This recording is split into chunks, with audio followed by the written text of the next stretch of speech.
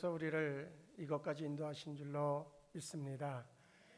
우리는 하나님의 인도함을 받는 자고 또한 주의 음성 앞에서 언제나 아멘으로 순종하는 자들이 이미 되어진 줄로 믿습니다. 그렇기 때문에 우리의 삶 속에 앞으로 하나님이 함께 하시기 때문에 우리에겐 좋은 일만 이루어질 줄로 믿습니다. 그래서 또다시 인사하시죠. 하나님이 함께 하시기에 우리에게 좋은 일이 있을 것입니다. 근데 매 순간마다 하나님께서 우리에게 말씀하시는데 말씀하신 그것이 내가 상식적으로 할 수 있는 것일 때도 있지만 그렇지 않을 때도 있단 말이죠. 그럴 때는 우리에게 필요한 것이 있습니다. 그건 뭐냐면 믿음으로 행하는 거죠. 그때 기적이 일어나요. 그런 의미에서 또다시 인사하시죠. 믿음으로 하면 기적이 일어납니다. 우리에게 이 두 가지는 늘 기억되어야 될 줄로 믿고, 그러면서 요즘 우리 코로나19라고 하는 그러한 해괴한 것이 갑자기 중국으로부터 출발되어져서 온 세계를 뒤덮는 이런 사태를 바라보면서 뭔가 출발선이 있어요. 모든 것들이 다 출발선이 있단 말이죠. 그것이 나쁜 쪽으로의 출발선도 있지만 반대편으로 좋은 쪽으로의 출발선이 있어요.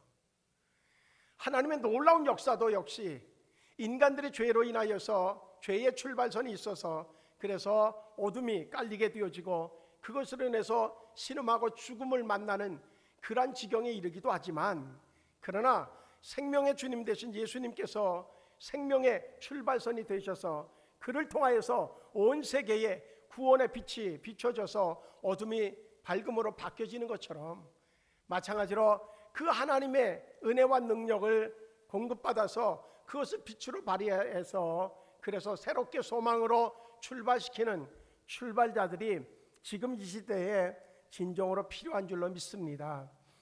그것이 바로 우리가 되어야 되겠다는 거죠. 내가 되어야 되겠다는 거죠. 내가 진짐이 얼마나 크냐라고 하는 물음보다는 내게 부어주는 하나님의 은혜가 얼마나 크냐가 더 지배적이 되어질 때에 우리는 하나님의 능력으로 사라지는, 그래서 오히려 다른 사람들에게 빛의 영향력을 끼칠 수 있는 능력자가 되어짐을 믿습니다. 그래서 또 한 가지 더 인사를 나눈다고 하면 하나님의 은혜의 출발선이 내가 되도록 합시다. 하나님께서 우리가 고백한 대로 그대로 이루어 주실 줄로 믿습니다. 지난주에 예고한 것대로 우리가 오늘 사무엘상 1장에 나와지는 그 한나의 기도에 대한 내용들은 우리가 수없이 듣기도 하고 읽기도 했습니다. 이제 성경을 이렇게 통독하는 과정 속에서 오늘 그 1장의 내용을 이루고 그리고 18절에 이르렀을 때에 제 마음속에 와진 그러한 하나의 잔잔한 파도와 같은 울림이 있었어요.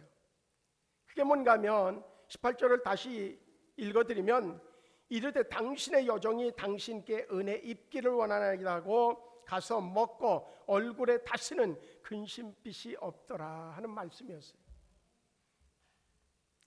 우리도 역시 이 한나와 같은 상황에 처했을 때에 누구나 다 기도해요.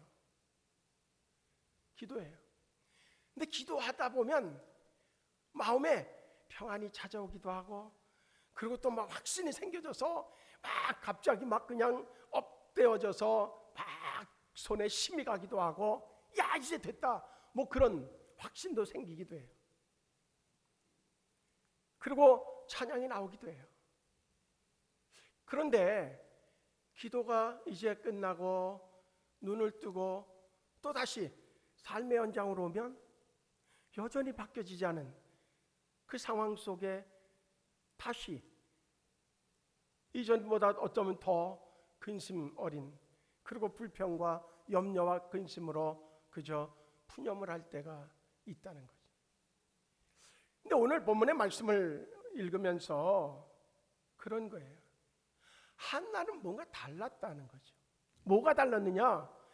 기도하고 그러고 났더니 이제 엘리 제사장이 오해하는 부분도 있었지만 그러나 그 엘리 제사장이 던진 얘기가 뭔가 하면 평안히 가라. 이스라엘의 하나님이 네가 기도하여 구한 것을 허락하시기를 원하노라. 그런 말씀이었어요.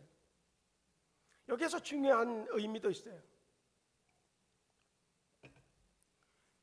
엘리 제사장은 야, 내가 기도한 대로 하나님이 이 시간 응답하셨어 라고 얘기하지 않았어요. 응답하시기를 원한다 라고 하는 어떤 소망, 믿음으로 선포하는 선포였어요. 그 말씀에 그는 지금까지 기도해 왔거든요. 기도 중에 그의 마음속에 깨달아진 것들이 있었어요. 이제 그 부분을 풀어갈 터인데, 우리에게 진정으로 이리와 이 안나와 같이 그는 그러고 나서 그 엘리 제사장의 이야기를 들으면서 그는 아멘 했거든요. 아멘 한 다음에 그의 삶이 어떻게 됐느냐, 오늘 우리가 읽은 것처럼 다시는 근심빛이 없더라 하는 말씀이에요. 우리가 아멘 했으면 그 다음에 뭐가 필요해요? 그대로 될 줄로 믿는 믿음이 있어야지. 할렐루야. 아멘의 의미가 뭐예요? 그대로 되기를 원합니다. 그대로 될 줄로 믿습니다. 하나님의 말씀은 진실하십니다. 하나님의 말씀은 전혀 틀림이 없습니다. 그것에 대하여서 내가 아멘 했거든요.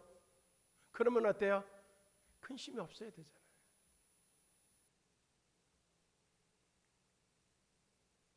이게 충격이면서도 의문인 거예요. 왜 안 될까 하는 거죠.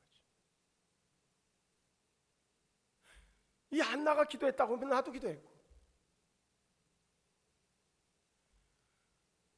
또 어떤 확신적인 응답을 엘리에게서 들었다고 하면 마음으로부터 와지는 어떤 음성도 들었고, 그러면 이 한나처럼 다시는 근심빛이 없어지는 그 결과론을 놓고 얘기하는 것이 아니라, 그가 사무엘을 얻었어 라고 하는 결론에 도달해서 그러니까 뭐 근심빛이 없었나? 그게 아니잖아요. 그는 지금 사무엘이 자기에게 자녀로 올지 안 올지 그건 아무것도 모르는 거예요. 그런데 기도하면서 그의 마음속에 주신 말씀에 아멘하고 그 시론 근심빛이 없었다는 거예요. 바로 이거겠다라고 하는 겁니다. 믿음으로 하면 기적이 일어나지요. 우리는 수없이 그렇게 외치지요. 믿음으로. 그럼 우리는 믿음으로 하지 않느냐는 거죠. 그럼 믿음이 뭐냐라고 하는 것들에 대해서는 지난 시간, 그전 시간에 걸쳐서 이미 수차례 말씀을 드렸어요. 생각이 안 나면 전주, 그전주 저기에서 설교를 다시 한번 들어보시면 될 거예요. 이제 우리는 오늘 이 시간에 어느 쪽으로 가야 되냐면 한나 쪽으로 우리의 삶의 자리가 옮겨지는, 믿음의 자리가 옮겨지는 은혜가 주의 성령을 통해서 일어나기를 주의 이름으로 축복합니다. 그러면서 읽으면서 이런 생각도 해봤어요. 한나에게 있어서 엘리 제사장, 그는 어쩌면 상처를 주는 사람일 뿐이에요.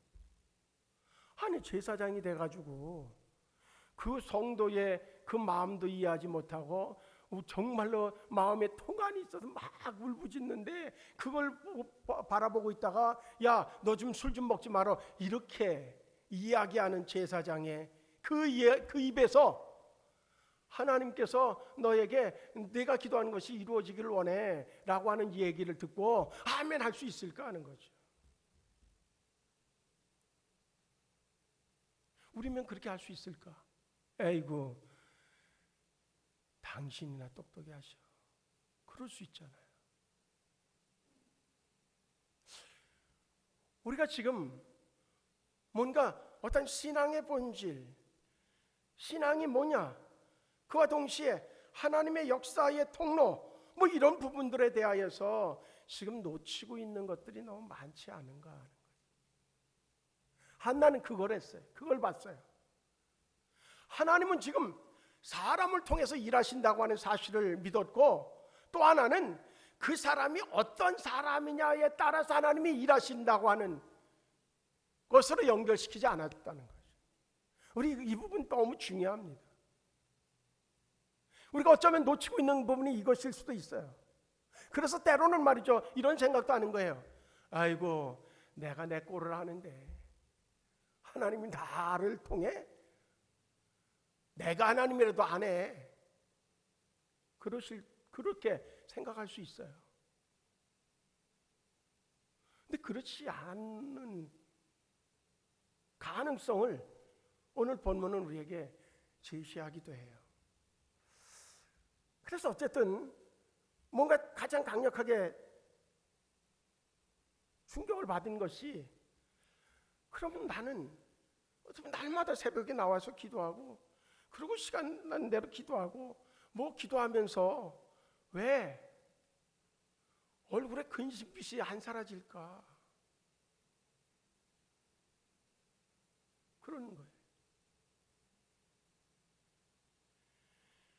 어찌 보면 사무엘을 낳은 그것보다도요, 그의 마음속에 조금 전까지 그 적에서 어떻게 보면 그 분인나라고 하는 그 어떻게 해서 저기서 그냥 그 남편의 마음에 들어서 이제 어쨌든 간에 엘가나가 데려다 놓은 그 여인, 그런데 그 여인이 자녀를 낳더니 아주 그냥 저기서 자기를 조강지처인 자기를 아주 막 그냥 상처를 줘가면서 막 비난하고, 왜 그런가 하면 그 당시에 자녀를 못 낳는다고 하는 것은 어떤 의미를 가지고 있는가 하면, 우리나라도 그런 개념이 좀 있죠.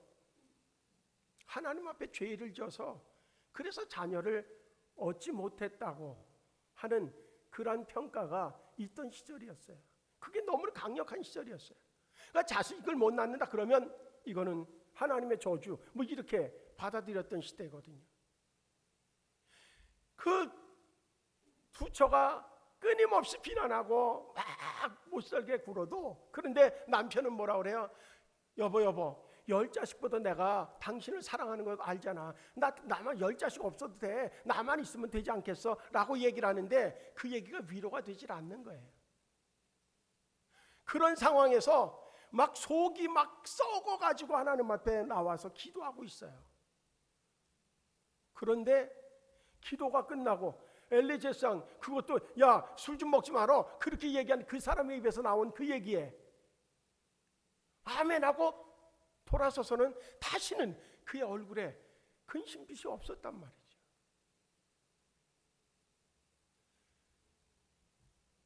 어쩌면 한나에게 있어서 응답, 축복은 사무엘을 얻은 것이기보다는 그의 마음속에 하나님 앞에 문제를 가지고 기도했더니 그의 마음속에 평안이 찾아와졌고, 그의 마음속에 근심빛이 사라지게 되어진 이것이 어쩌면 더 큰 은혜요 축복일 수 있다는 거예요. 저는요, 이 본문의 말씀을 읽으면서 이 시대를 살아가는 우리들, 특별히 우리 생성도들에게 필요한 것이 있다고 하면, 먼저 필요한 것은 하나님 앞에 기도할 때마다 심령 가운데 하나님의 응답이 임해서 하나님께서 주시는 어떤 감동으로 하나님의 성령의 또한 그의 손길에 만져주심을 통하여서 평안이 와지고, 근심 걱정을 하나님 앞에 맡긴 자로서 정말 기쁘고 즐거운 하나님 앞에 찬양할 수 있는 존재가 되어지는 은혜가 먼저 우리 모두에게 임하기를 주의 이름으로 축복합니다. 세상 것들을 쌓아놓고 은행 잔고가 쌓여져 있는데 여전히 뭔가 정말 물쓰듯이 돈을 써가면서도 마음에 찾아와주는 그늘이, 근심이, 어딘지 모르게 찾아와주는 두려움이 그의 마음을 막 짓누르는데, 그거는 돈 가지고 해결되어지지 않고 어떤 유의를 가지고서도 해결되어지지 않는 그러한 상태에 있다고 하면 그것이 저주가 아니냐는 거예요. 그런데 사람들이 바라볼 때에, 야, 어떻게 살지? 난 저러면 죽고 말아. 그런데 마음에 평안이 찾아와지고 자기도 감당할 수 없는 평안과 기쁨과 소망이 넘친다고 하면, 세상 사람들은 그 모습을 바라보면서 저 사람 정신적으로 이상이 있지 않는가 그렇게 생각할지 몰라도 그것이 은혜요 축복이 아니겠는가. 요즘 시대에 우리나라에서 자기가 몸이 조금이라도 움직일 수 있으면 굶어 죽는 사람은 없는 그런 나라에 살잖아요. 인도에 산다고 하면 굶어 죽는 사람들이 될지도 몰라. 또 어떤 그런 미개국에 산다고 하면 우린 굶어 죽는 자리에 있을 수도 있어요. 그런데 우리는 태어나기를 한국에 태어나고 그리고 자라기를 지금 살아가기를 이 한국에 살아가면서 조금만 움직이면 움직이지 않아도 나라에서 또 제공해 주는 것이 있어서 그래도 어쨌든 간에 굶어 죽지는 않아. 그렇다고 하면 우리에게 지금 필요한 것은 바로 이 한나와 같은 다시는 근심빛이 없는 이 모습이 진정한 축복의 출발이겠다 하는 거죠. 그래서 그런 어떤 생각을 가지면서 지난주에도 예고한 것처럼 아멘 했다고 하면 그 다음엔 나의 모습은 어떠냐? 그게 우리에게 열쇠이겠다 하는 겁니다. 사무엘서는요, 이스라엘의 사사시대와 왕정시대를 잇는 중요한 과도기적 상황을 이렇게 잘 설명하고, 그래서 사무엘의 출현과 함께 사울 왕이 세워지고 다윗 왕이 세워지는 그 과정들을 설명한 그러한 내용의 책이 사무엘상하의 내용입니다. 근데 사사기를 보면 그 시대의 모습을 어떻게 표현하는가 하면 이렇게 표현해요. 그 시대는 영적 상황으로 볼 때에 이제 왕이 없기 때문에 사람들이 자기 소견에 옳은 대로 행하였다, 그렇게 정리해 놔요. 그 시대는 자기가 좋은 대로, 자기 생각대로, 주관대로 그대로 그냥 하고 싶은 대로 하며 살아가는 시대가 되어졌어요. 그 다음에 사람과의 사람 충돌이 일어나고, 그리고 하나님의 뜻하고는 전혀 다른 삶을 살아가는 그런 모습을 볼 수 있게 되어졌죠. 그래서 하나님이 그때마다 죽겠다고 아우성치면 사사들을 보내셔서 또 다시 하나님을 알게 하고, 그리고 다시 평정을 찾다가 또 그러다 보면 자기 의견대로 자기 생각대로 살게 되어지면 또 다시 정말 아우성을 칠 수 있는 상황이 되어지고, 그 반복되어진 모습이 사사기의 내용이거든요. 지금 이 시대도 마찬가지가 아니겠는가? 요즘 시대처럼 자기 뜻대로, 자기 소견대로, 자기가 원하는 것대로 그냥 하면서 사는 시대가 없는 것 같은, 뭔가 하나로 이렇게 저기서 목표가 이렇게 주어지고, 그리고 그것을 바라보면서 가는 게 아니라 자기가 원하는 것이 삶의 목적이고 목표가 되어지는 그런 시대에 살아가고 있어요. 결국은 인간들이 불러낸 그러한 막을 수 없는 재앙들이 도처에 놓여져 있고, 하나가 끝나면 또다시 이어지는 시대가 지금의 시대가 되어질 수밖에 없다. 다시 그 모든 것들이 정리되어질 수 있는 유일한 것이 있다고 하면, 이스라엘 백성들이 왕을 원하는 것처럼 우리는 하나님, 그 하나님에게 정말 하나님을 왕으로 삼고 그 하나님이 나의 주인으로 되어지는 그러한 그 주인 삼는 그러한 모습의 결단이 우리에게 주어져서, 그래서 그분으로부터 와지는 말씀을 사모하고 그 말씀을 행함의 기준으로 삼고 살아간다고 하면, 이 시대는 다시 평안을 회복할 수 있는 유일한 길이 되어질 수 있는 줄로 믿습니다. 그래서 이제 우리는 이 시대를 살아가면서 어쨌든 이 시대에 우리가 살아가고 있기 때문에 이 말씀을 통하여서 과연 나는 어떤 사람들이 어떻게 살아가든 상관없이 나는 어떻게 살 것인가, 나는 과연 믿음의 사람이라고 얘기하면서 나는 정말로 믿음의 사람으로서의 삶을 살아가고 있는가 하는 것들을 우리가 정말 마음 깊이 정말 묻고 다시 길을 찾아 나가는 그러한 노력이 필요한 줄로 믿습니다. 하나님은 어떤 분이냐? 성경을 이렇게 읽어보면 믿음의 기도를 하는 사람들을 통하여서 하나님의 계획을 성취해 가는 분이라고 그렇게 이야기할 수 있어요. 그렇기 때문에 어떻게 보면 어떤 이유가 되어졌든 간에 기도할 수 있다고 하면 그 자체가 축복이라는 거예요. 우리가 잘 생각하셔야 돼요. 기도한다고 하는 건 누구에게 하는 거예요? 하나님에게 하는 거란 말이에요. 그리고 기도는 뭐예요? 하나님의 뜻을 알아가는 게 기도예요.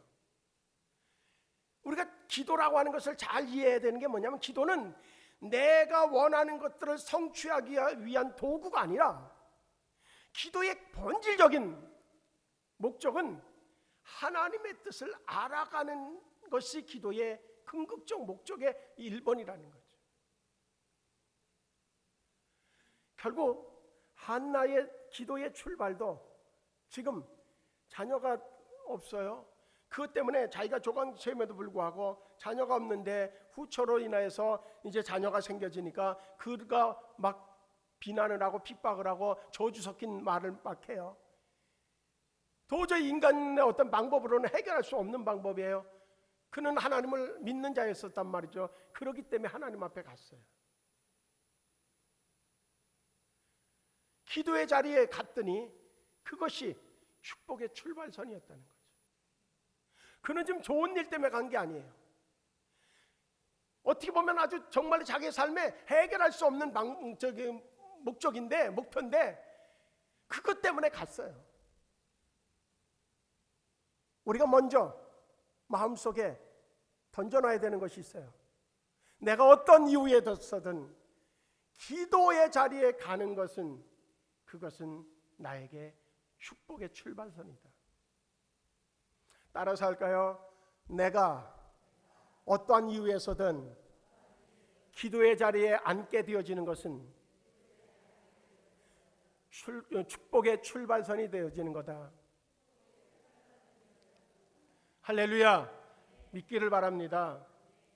왜 그러니까 모든 것들을 가지고 계신 분이 누군가 하면 하나님이에요. 그분에겐 불가능이 없단 말이죠. 온 우주 만물도 말씀 한마디로 지으셨다는 거죠. 나도 그분이 지으셨다는 거죠. 그러면 뭐가 축복의 출발이에요? 그분 앞에 가는 게 축복의 출발인 거예요. 그런데 너무너무 편안하고 아무 근심과 걱정이 없어요. 그러면 어떻게 돼요? 그분 앞에 갈까요? 가면 얼마나 좋겠어요? 안 간단 말이죠. 자기가 원하는 것만 해가면서 살아가는 거지요. 그러다 보면 점점 하나님의 뜻과는 멀어질 수밖에 없어요. 자기가 지금 정말 하나님 저편에 가 있는 것, 내버려진 존재임에도 불구하고 내버려진 존재라고 하는 사실조차도 인식할 수 없는 지경에 처하게 되어져요. 버려진 존재. 그런데 문제가 생겨요. 내 마음속에 하나님의 영이 계신 한 내게 어려움이 다가와지면 기도해볼까? 그런 생각이 들었어요. 너무나 절박하면 기도해볼까가 아니라 주님! 그러고 바로 나와줘요. 하나님 어떻게 하면 돼요? 그래요. 지금까지 내가 어떻게 살았느냐, 그건 아무 문제가 되질 않아요. 다급하니까 죽겠는걸. 그러니까 어떻게 돼요? 주님 살려주세요. 그래지는 거예요.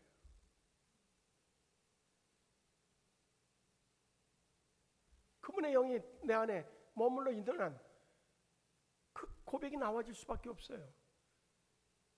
그게 축복이라는 거예요. 어떠한 이유에서든 기도할 수 있다고 하면 그 자체가 축복이라는 거예요. 하나님은 어떤 하나님이냐? 그 팩트만 가지고 놓고 본다 보면 하나님은 기도하게 하시는 하나님이라는 거예요. 너 기도해. 그러면 내가 네가 원하는 거 뭐가 됐든 간에 나한테는 다 있어. 그러니까 구해야 주지. 그런데 네가 나하고 대화하다 보면, 기도하다 보면, 우리가 얘기하는 기도하다 보면 너에게 지금 네가 원하는 것은 지금 조금 더 있어야 될 것과 저기에서 그 필요 없는 것과 그거 하면 위험한 것과 내가 다 가르쳐 줄게. 그러니 기도해. 그러시는 거거든. 어쩌면 한나는요, 기도의 출발이 인간적으로 이건 모욕도 이런 모욕이 없는 거예요. 내가 정말 산들 이게 살아있을 이유가 없는 거예요. 어찌 보면 왜? 하나님 앞에 저주받아가지고선 자식을 못 낳는 하나님 앞에 저주받은 삶이 뭘 살 이유가 있겠냐 말이죠. 한나의 입장으로 보면. 그래서 하나님 앞에 기도하러 나갔어요. 그래서 하나님 앞에 막 자기의 처음에는 억울한 마음, 막 저희 불편한 마음, 막 그런 마음을 분인나에 대한 그런 어떻게 보면 아주 그냥 속상한 것 막 푸념으로 막 쏟아놨겠죠. 그러면서 그의 고백이 어떻게 바뀌어요? 하나님, 나에게 자식을 주면은요, 내가요 나시린으로 하나님 앞에 드려지는 존재, 하나님의 영광을 위해 하나님의 뜻만을 위해서 사는 자로 내가 하나님 앞에 드리겠습니다 라고 고백해요. 어떤 분은 이걸 이렇게 이해할지도 몰라요. 한나가 이제 기도 응답을 받으려고, 자녀를 얻으려고, 그래서 하나님 앞에 저기서 조금 나쁜 예로 쇼당했구나, 딜을 했구나. 아니에요. 제가 이 본문을 몇 번이고 읽으면서 깨달아지는 건 그게 아니라, 그가 하나님 앞에 끊임없이 처음에는 뭔가 불편한 마음, 막 그 억울한 마음, 막 그러면서도 남편이 사랑한다고 하는 그 얘기조차도, 그 입조차도 아주 그냥 저기서 가증스럽게 여겨져가지고 막 그냥, 그러면 나를 그렇게 사랑하면 저 분이 나를 내쫓아야지 뭐 그런 생각은 안 가졌겠냐 말이지. 말로만 저기서 내가 당신 사랑하는데 10자식보다 내가 당신 옆에 있는 게 더 저기 좋은 거 아니겠어? 막 얘기하는 그 얘기가 정말 위로가 되겠냐 말이죠. 그 얘기하는 그 남편이 더 믿게 보일 수도 있어요. 그런 경험이 있는 분들은 쉽게 알겠죠. 그럴 수 있어요. 그러면서 자꾸 하나님하고 대화하다 보니까 하나님의 뜻이 보여진 거예요. 하나님은 사무엘을 통하여서 이스라엘의 역사를 다시 쓰실 그 사무엘을 준비하고 계신 거였어요. 여러분이요, 그래서 기도로 출발했으면 기도를요 깊이 해야 돼요. 계속 해야 돼요.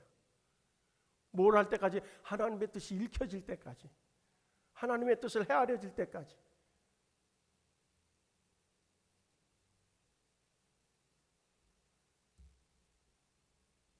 우리는요 각자 살아가다 보면 뜻하지 않은 일을 만나잖아요. 병에 걸리기도 하고, 저같이 그냥 못 고치는 병에만 그냥 하나하나 걸려드는 게 다 못 고칠 것만, 사람이 못 고칠 것만 주어지잖아요. 코로나19 때문에 뭐 많이들 얘기해요. 아이고 염려하지 말어, 내가 걸리면 나는 바로 가. 그런 저기에서 나 같은 사람도 사는데 뭘 그렇게 걱정이 많아, 그렇게 얘기하죠. 지금 이 한나는 처음에는 억울해서 시작했는데, 그리고 또 나도 자식을 갖고 싶다고 하는 욕심에서 출발했는데, 점점 기도하다 보니까 하나님의 마음이 자기 마음에 들어오게 된 거예요. 구체적으로, 야 내가 너에게 사무엘이라고 하는 자녀를 줄 텐데 너 저기에서 그 아들을 통해서 내가 이스라엘 역사를 새롭게 쓸 거야, 그리고 아주 대선지자로 세우려고 그래. 그렇게 구체적으로 얘기하지 않았지만 그의 입에서 자기도 모르는 사이에 어쩌면 깨달아져서 하나님의 영에 의해서 고백이 나와졌어요. 하나님, 내가 자녀를 주시면 그를 나시린으로 하나님 앞에 드리겠습니다.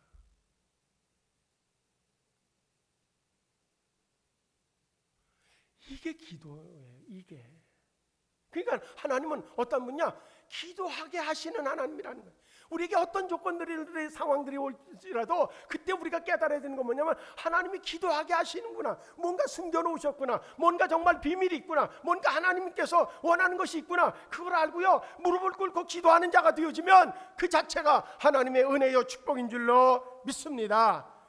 그래서 결과론적으로 보면 기도하는 사람을 하나님이 사용하신다는 거죠. 기도하는 사람을 사용하시는 하나님이라는 거예요.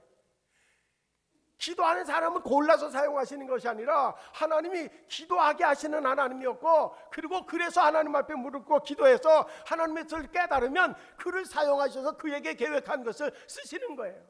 그런데 기도하기를 원하셔서 끊임없이 기도의 조건을 줘도 기도하지 않고 그저 비질비질 내고 막 저기서 오히려 원망이 나고 막 이럴 바엔 난 예수 안 믿어, 야 이런 하나님이면 무슨 하나님이야, 뭐 그러기나 하고 막 이러고 저러고 하면 하나님이 얼마나 답답해요. 야 아니라니까, 그거 아닌데 너 왜 그거 아니라니까. 그러니 기도한들 그 마음속에 무슨 평안이 있겠냐 말이에요. 기도한다고 하는 것은요, 기도하는 시간을 얘기하지 않아요. 기도한다고 하는 건요, 기도의 방법을 얘기하는 게 아니에요. 기도한다고 하는 건요, 기도의 톤을 얘기하는 게 아니에요. 그분과의 대화를 얘기해요. 그분의 뜻을 헤아리는 것을 얘기해요.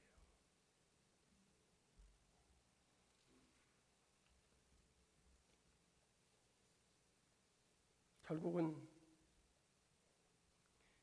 하나님께서 그런 자를 쓰시는 거예요. 이 한나와 같은 영적인 은혜를 체험한 자들에 대해서 뭔가 이렇게 인터넷 통해서도 뭐 자료를 막 수집하는데, 그런 것보다는 다 나오는 게 뭐냐면, 믿음으로 기도했더니 뭐 기적이 일어나고 뭐 죽을 자가 살고 뭐 이런 것만 다 나와요. 그거는 그 다음에 그럼 뭐 얼마든지 일어날 수 있어요. 하나님이 다 쥐고 계신 분인데, 뭐 다 가지고 계신 분인데, 뭐 죽은 자는 못 살리겠냐 말이죠. 이미 살렸잖아요. 못 고치는 병 이미 고친 사건은 수없이 많이 있잖아요. 이미 기록되어 있잖아요. 그건 결과론이에요. 중요한 건 그 이전에 하나님이 주시는 평안을 누리는 우리가 되어지는 것, 그것이 복인 줄로 믿습니다. 그래서 다시 정말 중요하기 때문에 정리하면, 처음 기도의 시작은 자신의 목적을 위한 것이 될 수 있지만, 기도하면 하나님의 뜻을 깨닫게 되어져서 나중에는 하나님의 영광, 하나님의 뜻을 위한 기도로 되어지고 마음엔 평안이 찾아오게 되어져 있다는 거죠.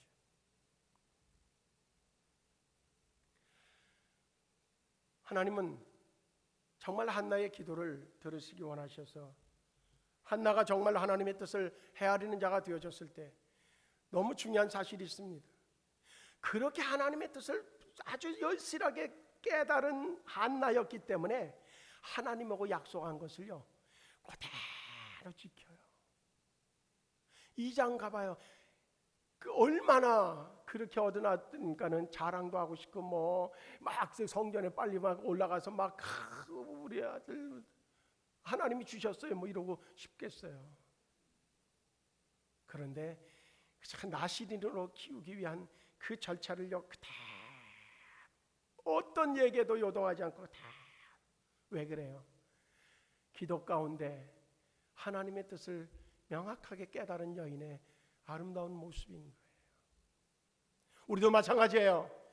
기도하여서 하나님의 뜻을 깨닫고 하나님의 놀라운 하나님의 축복을 얻은 사람은 쉽게 무너지질 않아요. 쉽게 세상으로 가질 않아요. 쉽게 뭔가 정말로 세상에 더러운 것을 향하여 하나님의 축복을 내던지지 않아요. 그러나 정말로 깊이 깨달은 사람은 그것을 지키는 데에 인생을 걸어요. 우리 생수성도 여러분, 진정으로 우리가 하나님 앞에 기도하여서 그 은혜를 얻어야 되겠지만, 무엇보다 중요한 건 하나님의 뜻을 깨닫는 우리가 되어지길 바라고, 그래서 얻어지는 하나님의 열매들이 있다고 하면, 믿음의 열매들이 있다고 하면, 그 열매를 열매로 지키기 위하여서 우리의 인생을 드릴 수 있을 만한 그러한 믿음의 진정한 주인공들 되기를 주의 이름으로 축복합니다. 하나님이 역사하실 줄로 믿습니다. 이제 진정한 응답은 기도 후에 나타나는 결과가 아니라 심령의 평안이라고 하는 사실을 우리가 깨닫고, 한 가지 정말로 제사장 엘리제사장의 문제 앞부분에서도 제가 터치했지만은, 지난주에 정말로 사람을 믿으면 실패한다고 하는 말씀을 드렸어요. 그런데 오늘 이 본문의 한나를 통하여서 우리가 한 가지 또 깨달을 수 있는 것이 있어요. 하나님은 마른 막대기를 통해서도 역사하시는 것처럼 그 사람이 아니라 하나님은 어떤 사람이 되어졌든 간에 그를 통하여서 하나님의 계획을 성취하시는 분이다.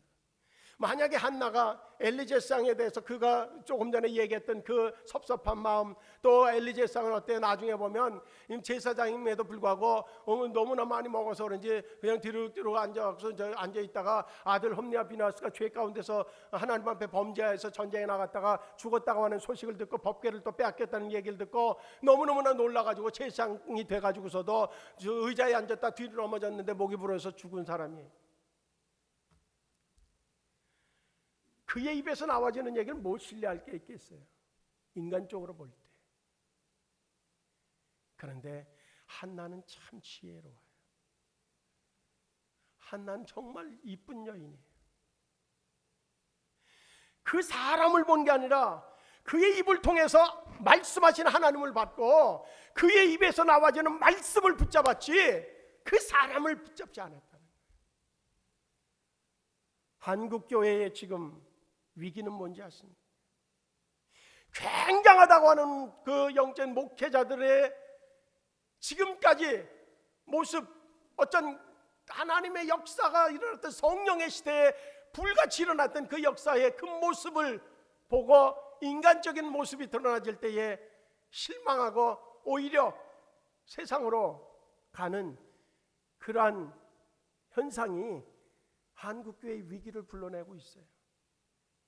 지금은 다시 우리가 말씀을 붙잡을 때, 사람을 통해서 역사하신 하나님의 말씀을 붙잡고 하나님의 존재를 붙잡을 때가 지금의 때고, 그것이 회복되어지면 다시 영적인 질서의 문제도 역시 회복되어지지 않을까 하는 생각을, 기대감을 가져봐요.